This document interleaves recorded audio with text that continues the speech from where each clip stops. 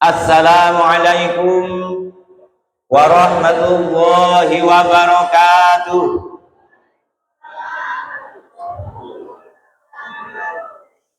Bismillahirrahmanirrahim. Alhamdulillahi rabbil alamin.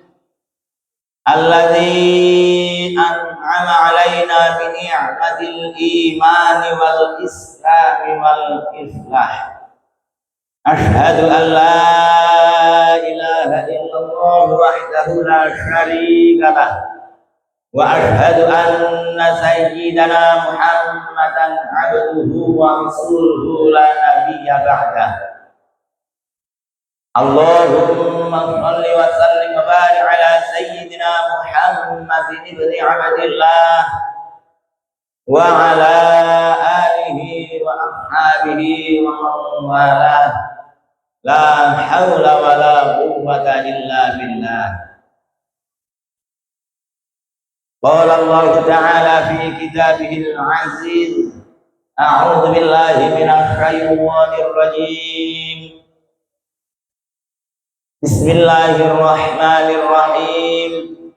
Rabbi shrah li sadri wa yassir li amri wahlul 'uqdatam min lisani yafqahu qawli, amma ba'd. Hadratal muhtaramin, para alim, para ulama, para kiai, para nyai, para hujaj, bapak haji, ibu-ibu haji, sedanten jamaah Masjid Besar Baitus Salam ingkang kawula hormati, teristimewa dumateng jajaran pengurus Dewan Kemakmuran Masjid Besar Baitus Salam yang kami muliakan, kami ta'zimi. Hadirin hadirat jamaah kuliah subuh, hadanallahu wa iyyakum. Puji dan syukur tentunya kita tak bosan-bosan panjatkan kepada Allah Subhanahu wa Ta'ala yang telah memberikan kepada kita sekalian anugerah yang tak terhingga. Salah satu nikmat Allah Subhanahu wa Ta'ala yang kita rasakan bersama saat ini, kita bisa bersama-sama menambah rasa kecintaan kita, rasa mahabbah kita, rasa taat kita, rasa patuh kita kepada Allah Subhanahu wa Ta'ala dengan menjalankan sholat subuh berjamaah. Semoga amaliyah kita diterima oleh Allah Subhanahu wa Ta'ala, dan semua kekurangan, kekhilafan kita dan dosa-dosa kita diampuni oleh Allah Subhanahu wa Ta'ala. Amin ya rabbal alamin. Shalawat serta salam tak lupa kita sama-sama sanjungkan kepada Rasul Muhammad sallallahu alaihi wasallam, nabi akhir zaman yang kita harapkan syafaatnya nanti di yaumil akhir. Semoga kita semua senantiasa mendapatkan syafaatnya, termasuk orang-orang yang kita cintai, keluarga kita, anak istri kita, serta cucu-cucu kita semua. Amin ya rabbal alamin. Hadirin hadirat hadanallahu wa iyyakum.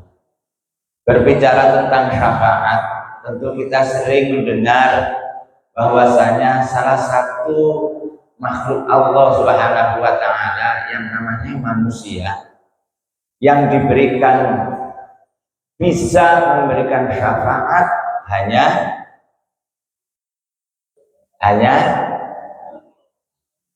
Kanjeng Nabi Muhammad sallallahu alaihi wasallam. Kemudian Al-Quran yang kita baca setiap harinya, yang sampai sekarang sudah kita khatamkan berulang kali.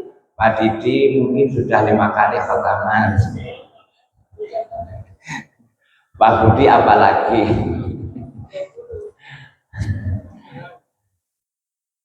Itu pun bisa memberikan syafaat kepada kita sekalian. Lalu bedanya apa antara syafaatnya Rasulullah Sallallahu Alaihi Wasallam dengan syafaatul Quran? Itu bagaimana? Bedanya apa? Apa semuanya berperan untuk kita sekalian? Tentu. Kalau kita mengaku beriman kepada Allah dan Rasul-Nya, serta beriman pula kepada kitab-kitabnya, serta gemar membaca Al-Quranul Karim, niscaya Al-Quran memberikan syafaat pertolongan kepada kita, dan Rasulullah SAW pun akan memberikan syafaat kepada kita sekalian. Amin Allahumma amin.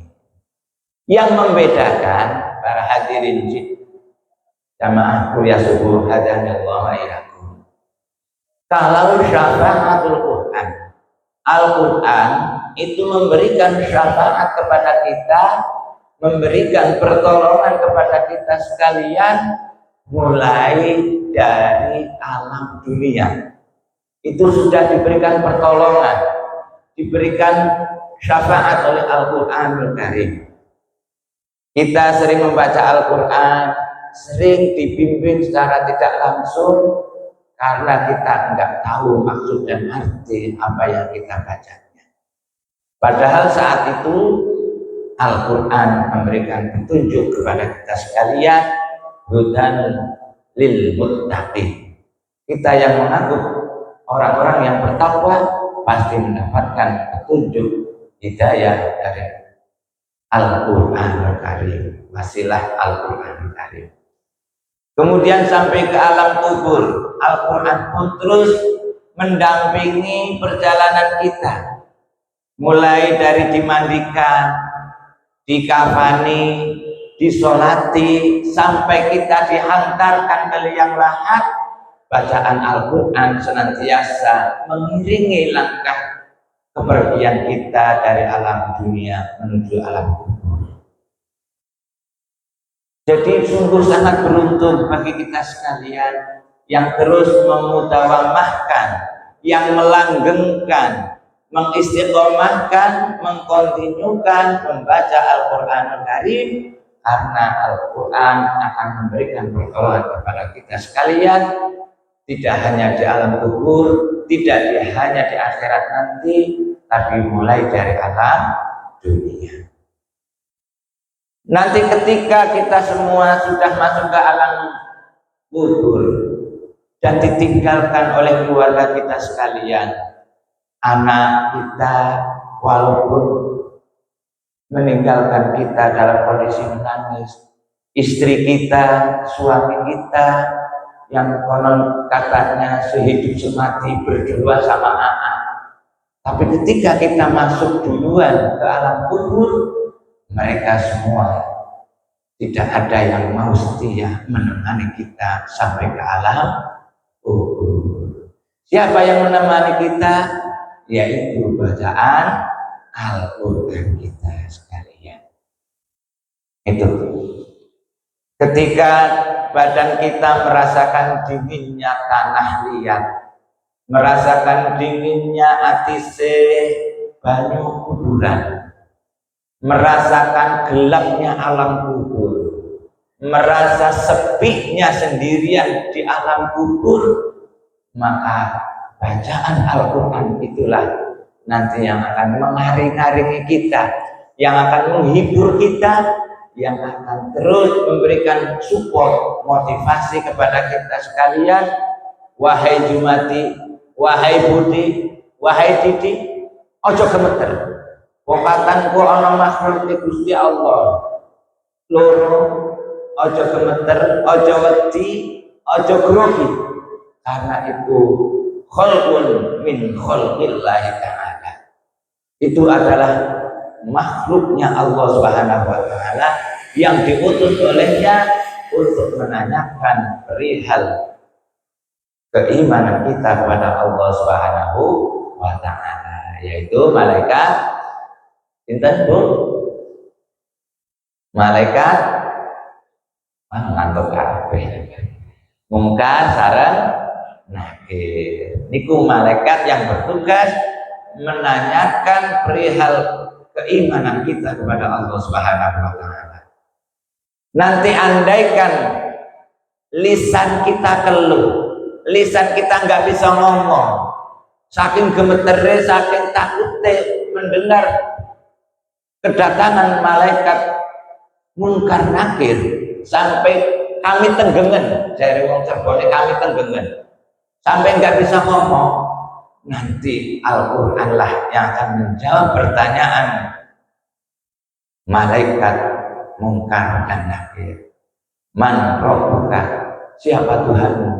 Nanti Al-Quran lah yang akan menjawab pertanyaan itu semua.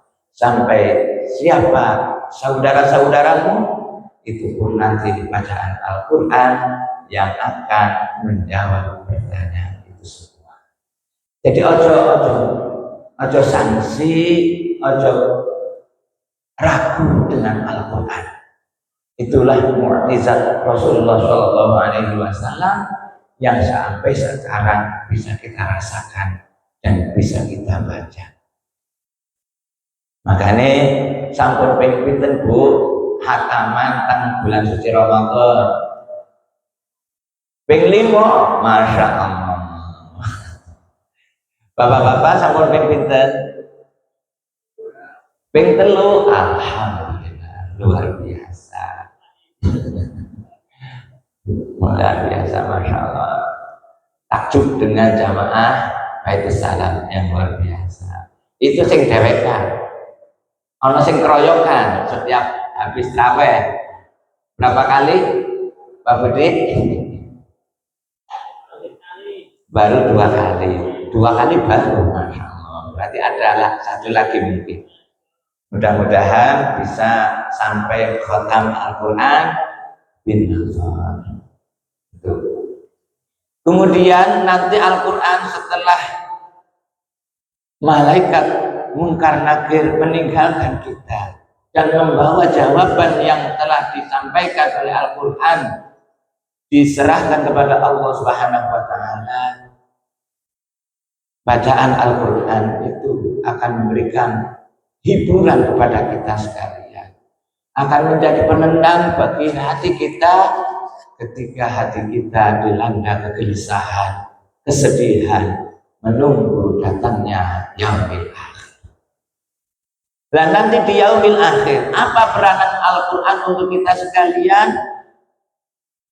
Peranan Al-Quran saat itu menjadi syafi'an li ashabi, menjadi penolong untuk para pembaca-pembacanya, yaitu ketika dia menghisab, Allah Subhanahu wa Ta'ala menghisab kita sekalian, baik buruknya kita dimintai pertanggungjawaban di hadapan Allah Subhanahu wa Ta'ala.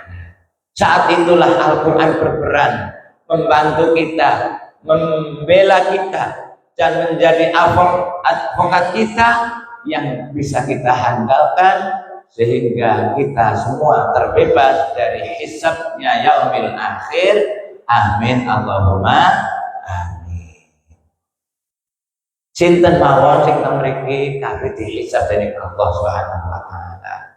Ibu boleh puasa, kita semua dalam mengerjakan berpuasa dihisab oleh Allah.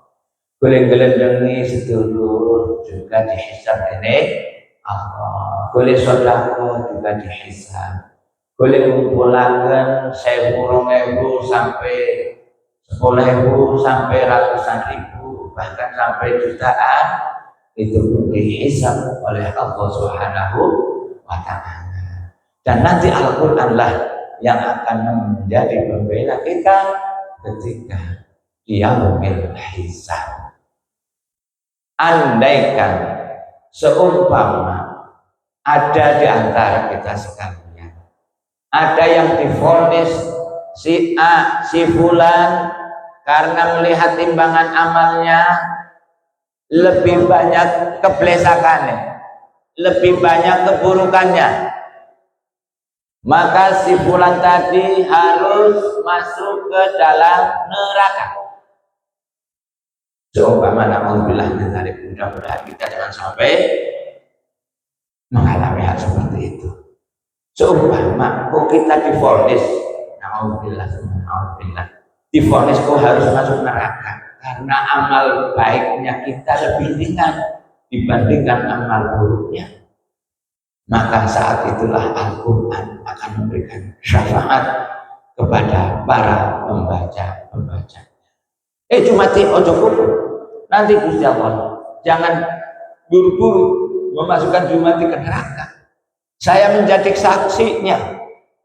Saya dulu sering dibaca oleh Jumati dulu ketika Jumati masih hidup di alam dunia. Aku saksinya.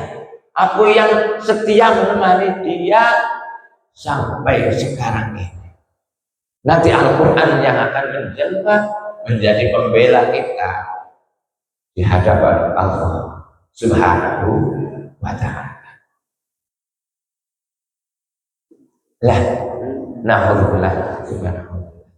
Kalau kita jauh dari Al-Quran, ngaku wong Islam tapi dilokan terus Al-Quran. Al-Quran ditaruh nang lemari, dipajang nang bufet, bagus-bagusan Quran, tapi jarang dibaca. Maka jangan salahkan Al-Quran. Kalau nanti Al-Quran tidak memberikan syafaat kepada kita, bahkan melaknat kita. Na'udzubillahi min dzalik. Nanti Al-Quran akan memberikan pertolongan kepada kita ketika kita divonis akan masuk ke dalam neraka. Ini kuberangan Al-Quran. Maka dari itu para hadirin hadirat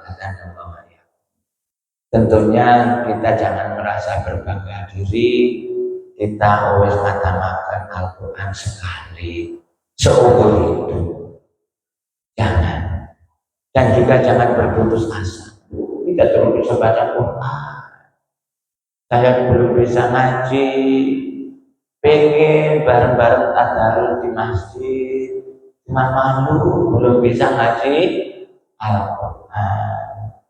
Pengen syafaat Al-Quran, pengen kaya Pak Didi, pengen kaya Pak Budi oleh syafaat Al-Quran. Pripun solusine? Senanglah kepada orang-orang yang membaca Al-Quran. Senanglah pada orang-orang yang ahli Al-Quran. Senanglah mendidik anak-anak kita bisa ngaji Al-Quran. Kalau diri kita merasa belum bisa ngaji Quran, usia harus beli nomane harus di atas 50 tahun, ada yang 60 tahun, jangan berkecil hati karena kesempatan masih terbuka lebar sekali untuk kita sekalian.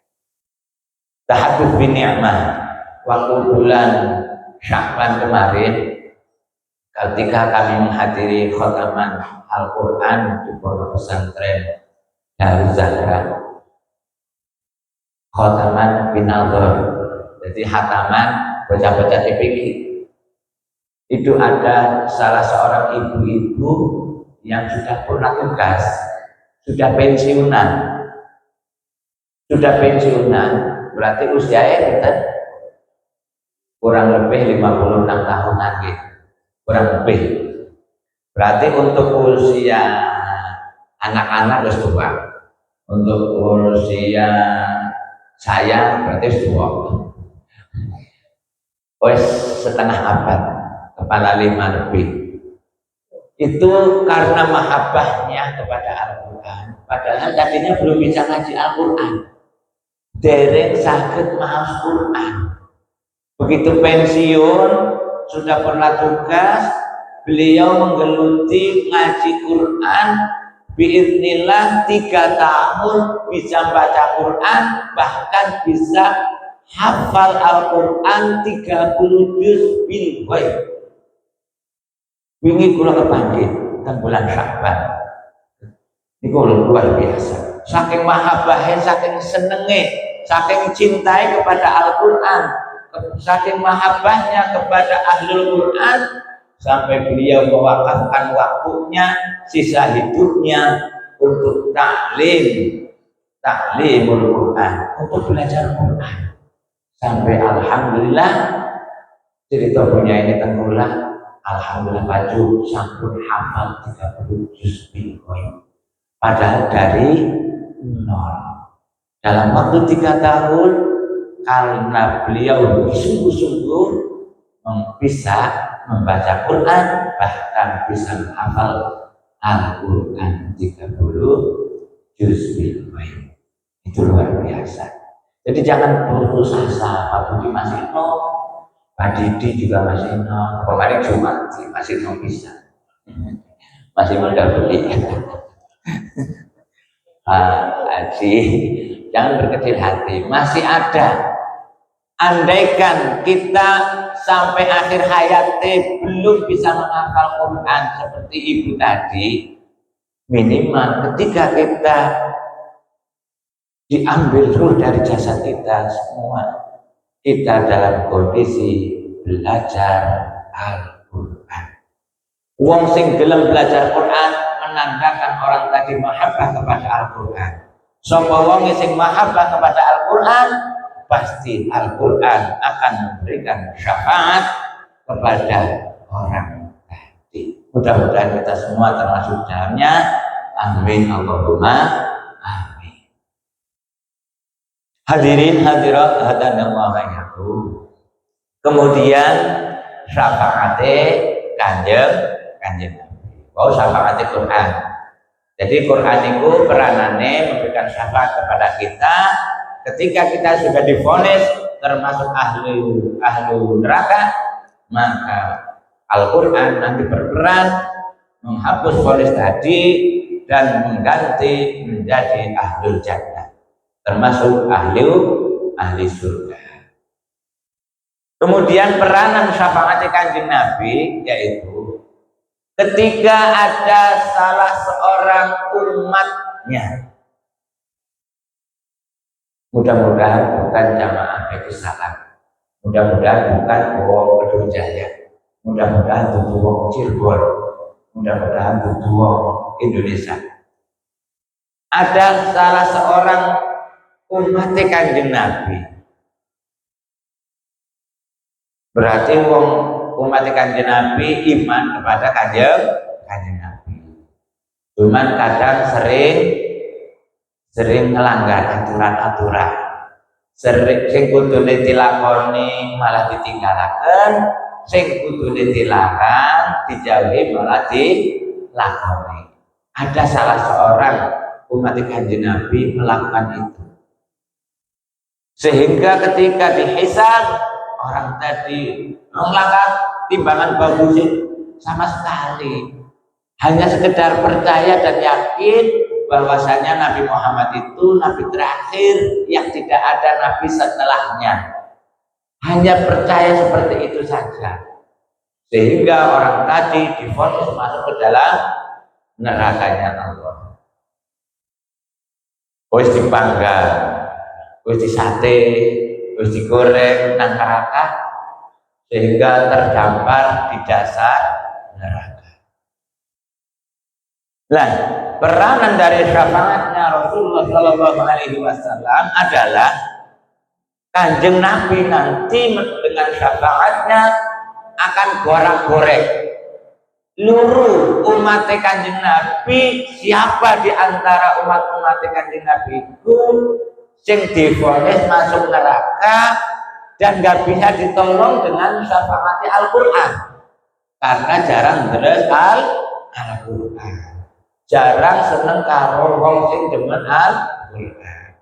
Maka itu tugasnya kanjeng Nabi, gue latih korek coba nang jurang jahanam anu beli umat kanjeng Nabi, korek ana siji dijukut oleh Rasulullah Shallallahu Alaihi Wasallam dengan syafaatnya, kemudian dientas dari nerakanya Allah. Itu syafaat kanjeng Nabi. Jadi orang ngerasa kena disiksa dikit, wes dipanggang dikit, kadang disuntuk, disate, dianjingaken mesin dari mulai mulut sampai ke tubuh, disuntuk nganggo mesin panas, dibolak-balik gosok balik maning seperti sedia kala. Seperti itu sampai akhir, nggak ada akhirnya, nggak ada akhirnya. Alhamdulillah. Dan nanti peranan Rasulullah Shallallahu Alaihi Wasallam lah yang bisa menentas orang-orang seperti itu, orang-orang yang selama hidupnya tidak pernah melakukan kebaikan, tetapi sering bikin onar di masyarakat, sering bikin kisruh, bikin durhaka kepada Allah Subhanahu wa Ta'ala. Jadi alhamdulillah wong Kedung Jaya masih gelem ngaji kuliah subuh bari kantor gen, bari semutan sikile gen, bari slonjol, bari sedeku, bari nekluk wis adate lagi ngaji. Sing wajib niku ngaji, pintere mboten ngaji. Nggih mboten. Nggih mboten Pak Kiai. Wajibe ngaji. Pintere mboten wajib. Karena yang memberikan kepandaian, yang memberikan kepahaman sinten? Allah Subhanahu wa Ta'ala. Ojo maning Jumati. Taruh kiai gede di sini, kalau Allah nggak kasih kepahaman kepada kita, mustahil kita bisa paham apa yang disampaikan oleh seorang dai ataupun seorang mubalik.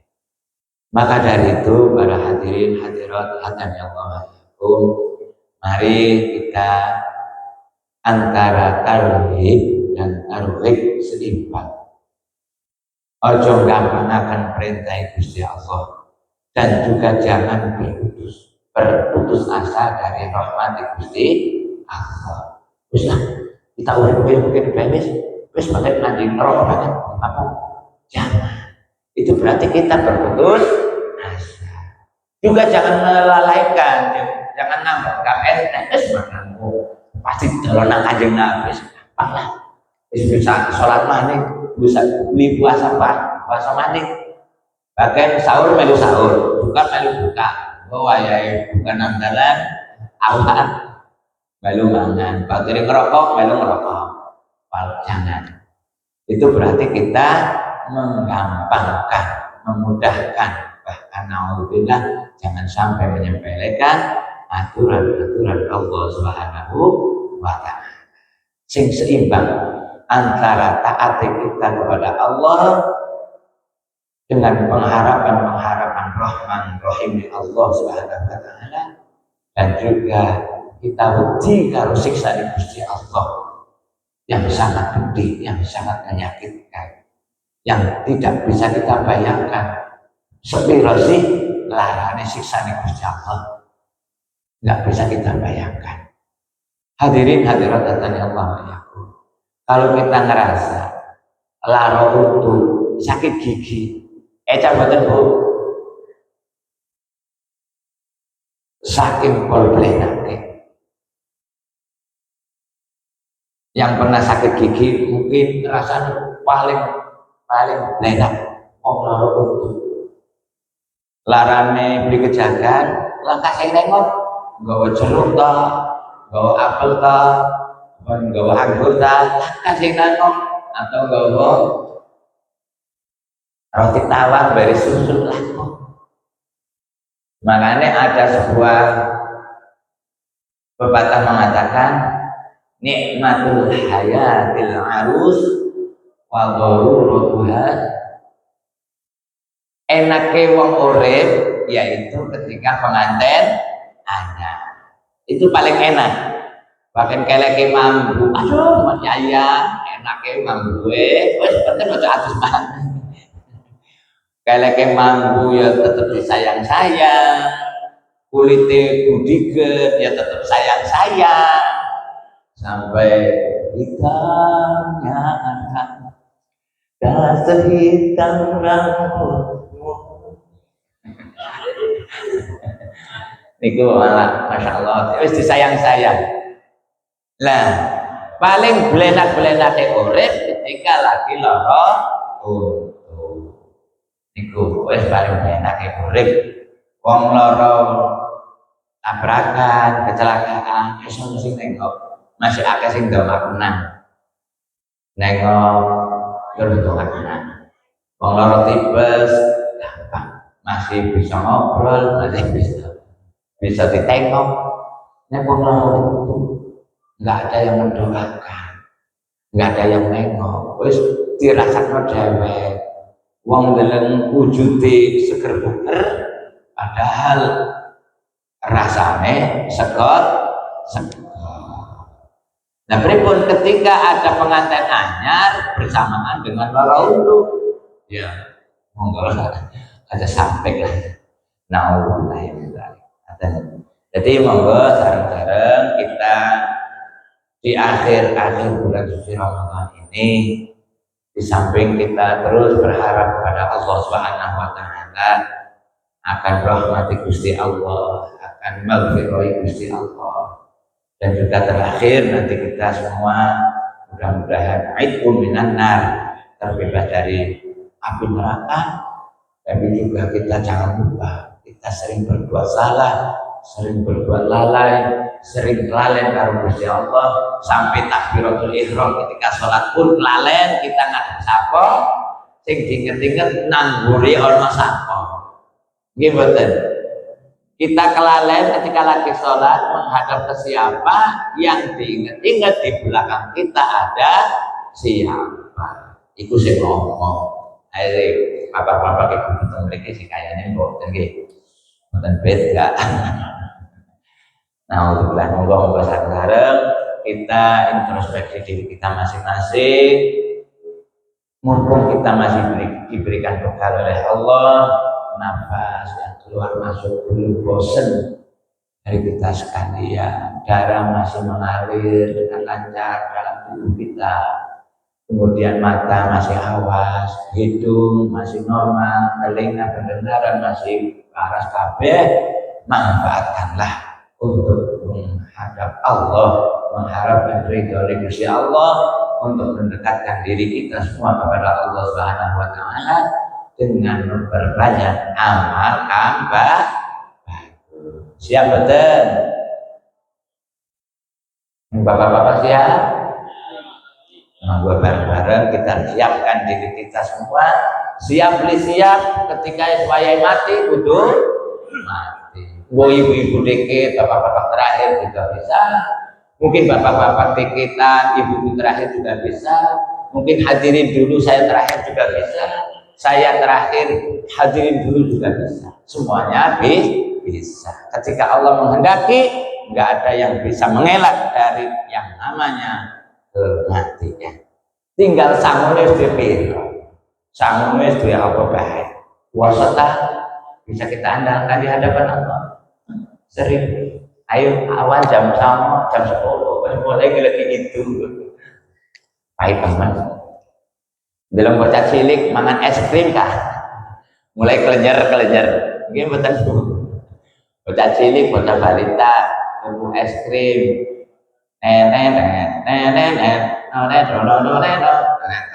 Melu kelenjar. Padahal kita nggak ikut mangan, nggak ikut nyicipi, tapi melu kelenjar. Nah, itu mungkin karena kehilangan kita kepada Allah Subhanahu wa taala. Mudah-mudahan itu semua diampuni oleh Allah Subhanahu wa taala sesuai dengan doa kita semua.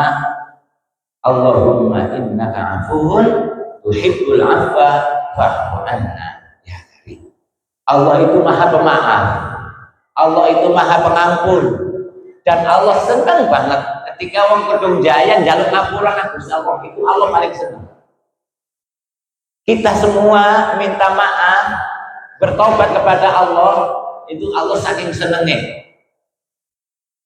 Allah malah enggak suka, benci kepada kita kalau kita tidak mau minta maaf kepada Allah. Kenapa Allah sengit? Ana wong beli gelem njaluk ngapura nang Gusti Allah. Berarti orang tadi menandakan enggak ngerasain diloat duwe salah kan Gusti Allah. Wong sing ngerasa duwe salah karo Gusti Allah menunjukkan wong mau sifate sombong iku pakaiane Gusti Allah. Papaya si Gusti Allah aja direbut.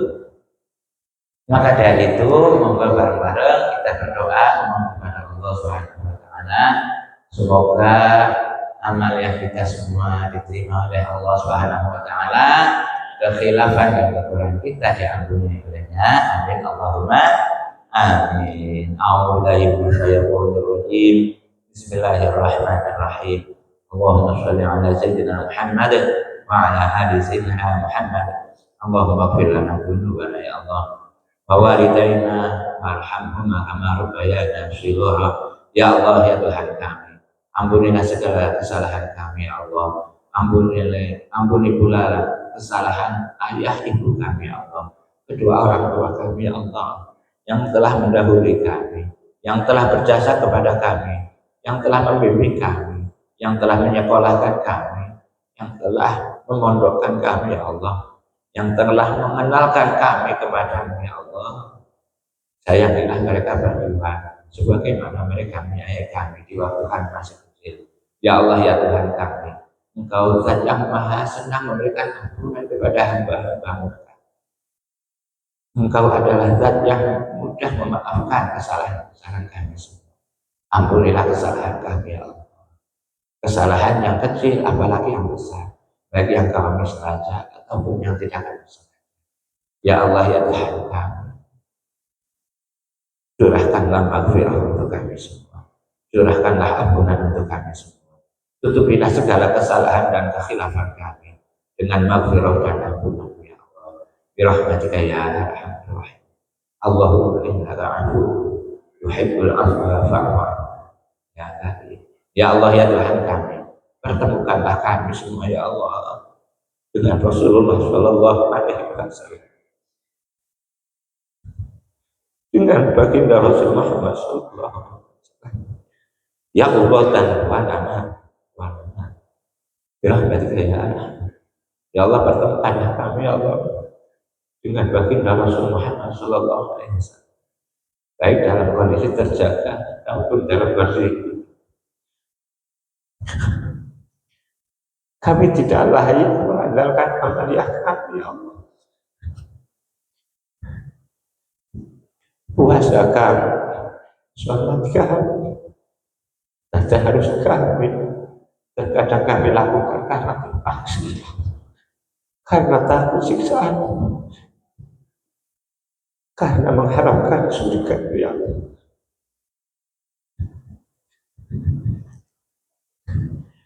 Ampunilah kesalahan kami, kesalahan kami semua. Rahmatika ya Allah. Rabbana atina wa fil akhirati hasanah. Subhana rabbika rabbil izzati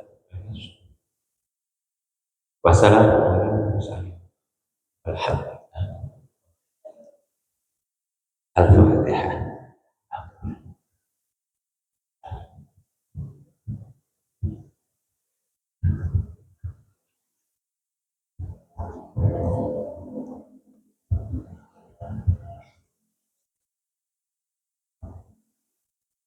Kata dengan kita berangkat dari Assalamualaikum warahmatullahi wabarakatuh.